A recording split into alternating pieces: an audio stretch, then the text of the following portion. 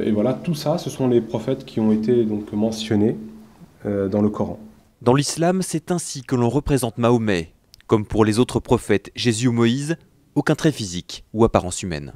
Comment un être comme vous ou moi pourrions représenter ces êtres élus par Allah? Chacun imaginerait le prophète à sa manière, mais de là à en faire un portrait officiel du prophète, ça c'est quelque chose que nous, on ne peut pas concevoir. Alors une bande dessinée qui retrace la vie de Mahomet, forcément dans cette mosquée, l'accueil est plutôt froid. Charlie Hebdo, il a un objectif commercial, ça fait vendre, ça fait polémique.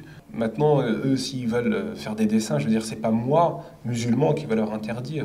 Un sentiment partagé par de nombreux musulmans, dont la réaction sera sans doute très mesurée. Cela va être perçu comme une provocation supplémentaire pour les musulmans de France, qui n'appelleront pas à manifester, ne se mobiliseront pas et réagiront plutôt par l'indifférence. Ils vont intérioriser la culture politique de la société française qui incite les citoyens à respecter l'opinion de l'autre au nom de la liberté de conscience, de croyance. L'ouvrage s'inscrit donc dans la tradition provocatrice de Charlie Hebdo, même si l'hebdomadaire l'assure, il ne veut pas offenser les musulmans et mise au contraire sur leur sens de l'humour.